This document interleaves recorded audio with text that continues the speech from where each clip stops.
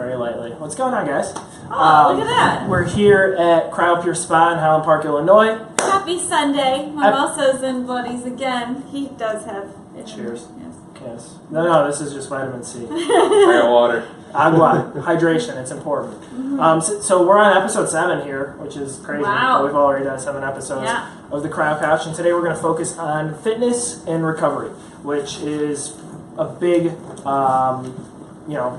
amount of people that come into Cryo Pure who participate in different levels of fitness. Who are like weekend athletes. warriors, you athletes. get like a lot of paddle tennis people because Right. you all put your bodies through a lot. That season's over, so now it's time to recover. So come on in. Golf. People who are starting on golf now. Oh yeah, today's a good day to golf. There's a lot of golfers today. Yeah, tennis players. It's 76 degrees outside. Yeah. That's amazing, and we're here. We're And talking we're here. to you. Hopefully, you're at a beach or by the We're pool. outside, maybe biking.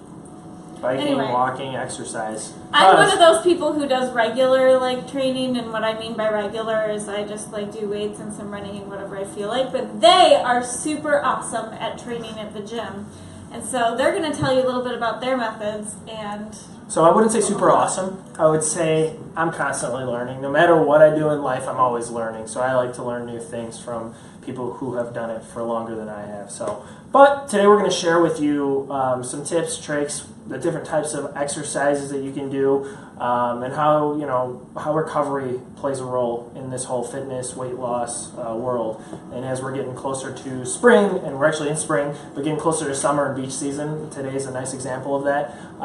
Everyone's going to want to kind of tone down, look their best, feel their best, which is more important, and we're here to help you with that. So I think the first thing we're going to start with, and Matt's here with us today because he trains a lot. I don't know if you guys know him, Polaco Fitness over here. So anyway, 3 different types of training, major training.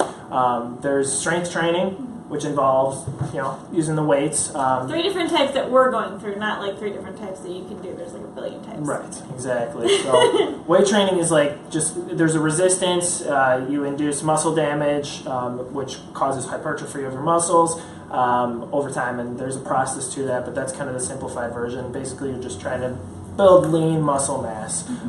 Lean muscle mass, for those of you who don't know, is better at burning calories. So the more lean muscle mass you have on your body, the greater you are at burning calories, the less fat you'll have on your body. Then there's two major types of cardio. Number one is just regular steady state cardio, which is what most people are used to. That's kind of like just go out for a jog, go out for a run, you stay at one pace, however long it is, it doesn't matter. And then there's the one that is a big fat burner that I love. I think he loves. Yeah, HIIT training is incredible. It kind of sucks to do. High intensity training. Yep, high intensity. Kind of interval training. Yes, correct. And there's cool apps. Do you use an app when you do? No. Yeah. So you can do it however you like. What's the recommended thing? I think it's So they have there's a lot of different ways to do sequences, it. but I do the 30 on, 30 off. Okay. So 30 seconds of high intensity and then 30 seconds of rest.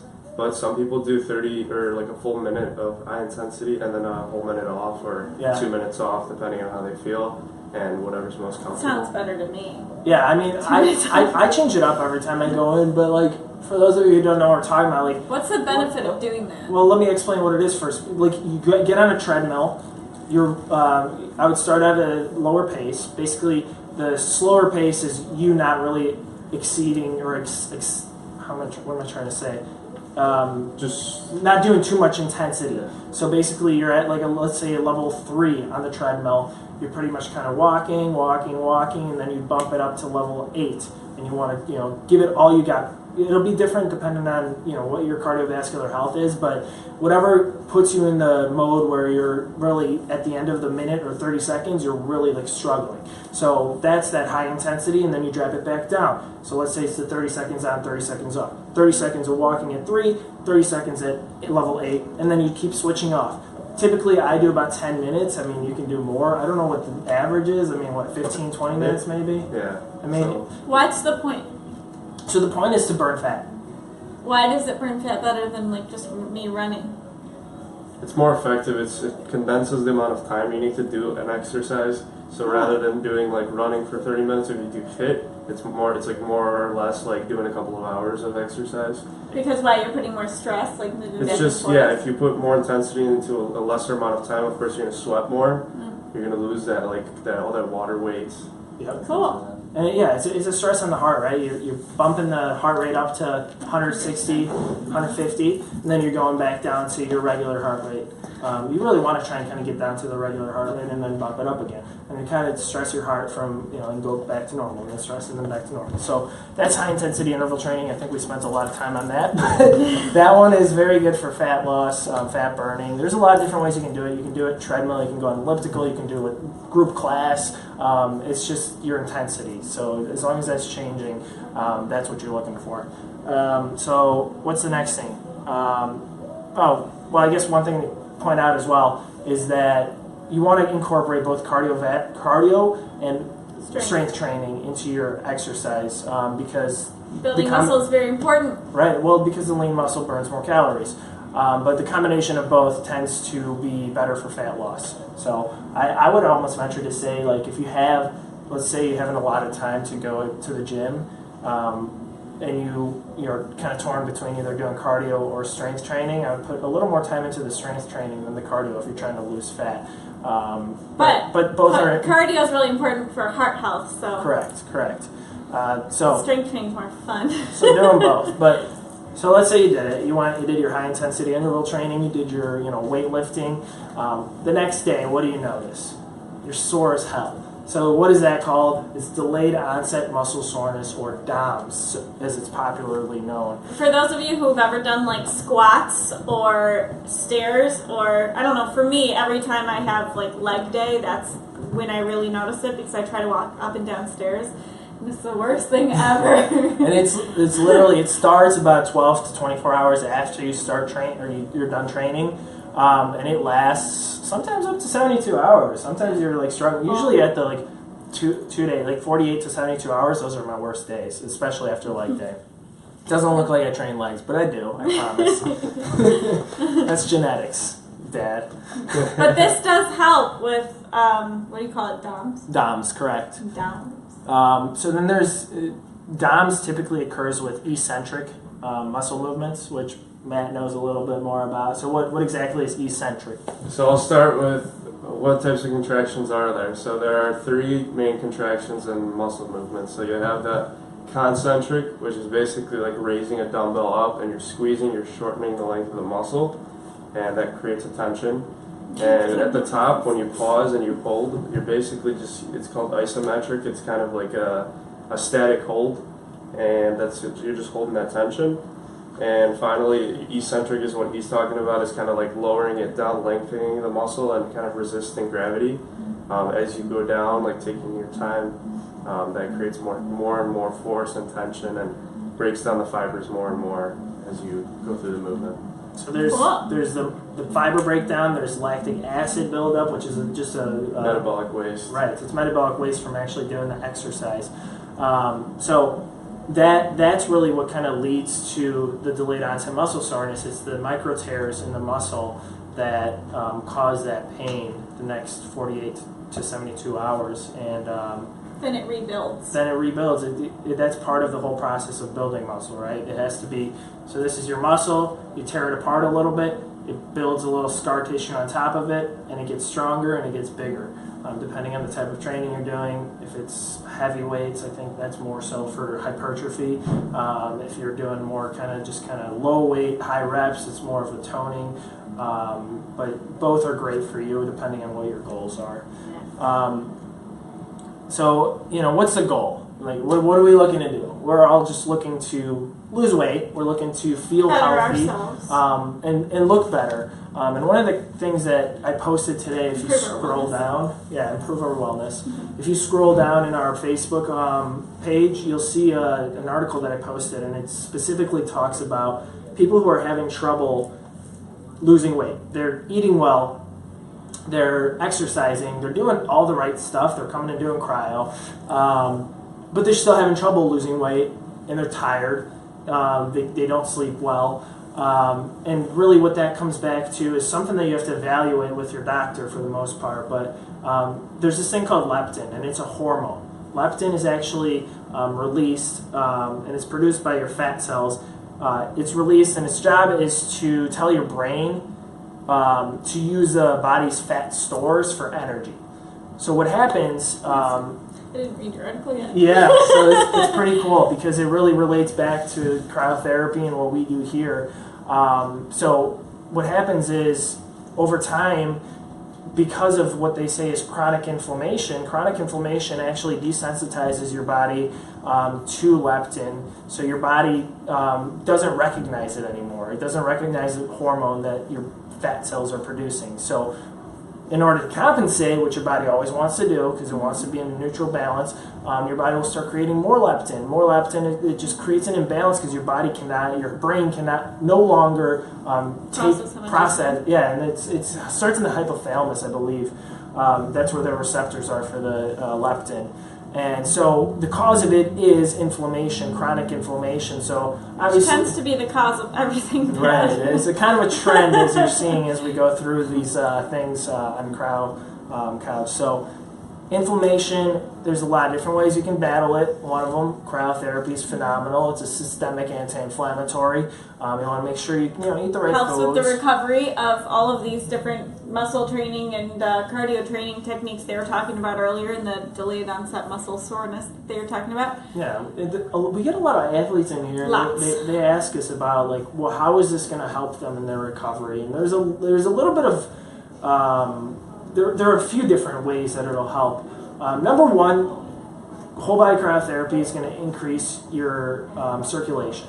So during the session, your body is kind of circulating the blood around your entire body. So it gets pushed to the core initially, and then it gets pushed back out to the extremities, squeezing out any lactic acid, any other stuff you don't want in your muscles, and then kind of recirculating it through the system, excreting it through your liver, kidneys, whatever. Explain to everybody why lactic acid should be pushed out. You don't want it. I mean, it's a metabolic waste. You just don't want it in your body. So it's part of the process of exercising and building muscle, but after that's done, you want to get rid of it. So there's that. There's also the benefit of reducing inflammation, which is huge as far as what I just talked about, especially if you're kind of at a plateau and you can't lose weight. One thing you could try, come on and try a few sessions of cryotherapy, and maybe that's just what you need to kickstart that whole process again. And if you're eating right, if you've got a good diet, there's no reason that you shouldn't be losing that weight. So, and if you can recognize inflammation, you can sometimes notice the stiffness from inflammation. You might notice kind of that bloating from inflammation. Sometimes it's warm, sometimes it's a little red, sometimes painful, but those are the types of things you can kind of look for inflammation, and cryo is a great way to help reduce that.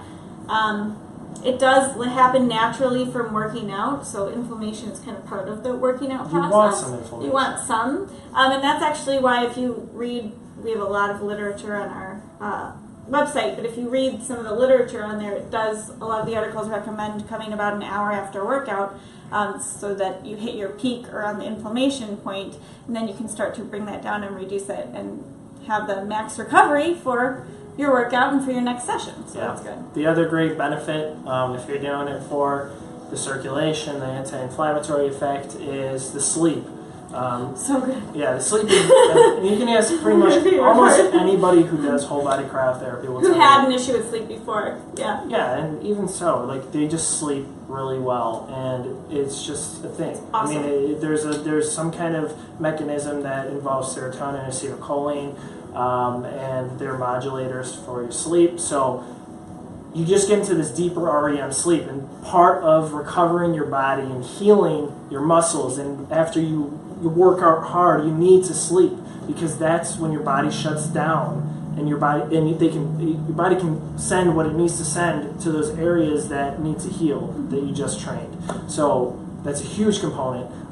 Going back to the leptin talk, the other thing that you might notice if you have too much leptin is fatigue, because when your body has a intolerance or a resistance to leptin, it creates more, and the more you have, they've been shown that higher levels of leptin causes fatigue and a histamine intolerance, which again will cause you to have trouble sleeping. So something to keep an eye on. But so the main point of the entire talk today is one more, brown fat. Oh, brown fat's important, and that is another focus of what whole body cryotherapy does. But you can look at our last one to hear about the brown fat. Yeah, watch the last cryo couch, because the main point of today was really to talk about there's a couple different things that you can do to really impact your health and wellness in terms of working out, and there are general categories to that, but of course there's a million different places and a million different ways that you can go and do that. But we fully support that. Don't stop just because you get a little inflammation. Come here and come help reduce it.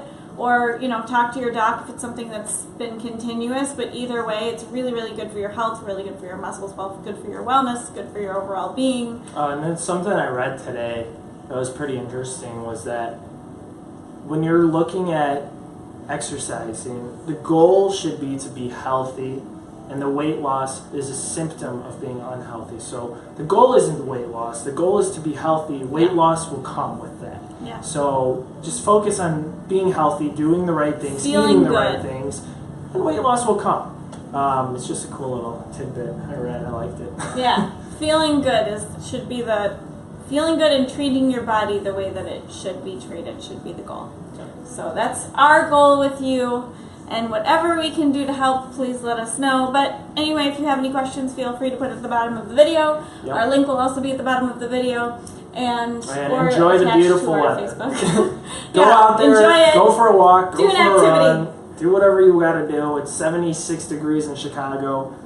And we're going to go out and do it now. And we're about to go as well. So, cheers guys. Oh, working out and doing all this helps combat all this, too. So, have a good one. Thank you guys for watching, and we'll see you at the next Cryo Couch. Bye.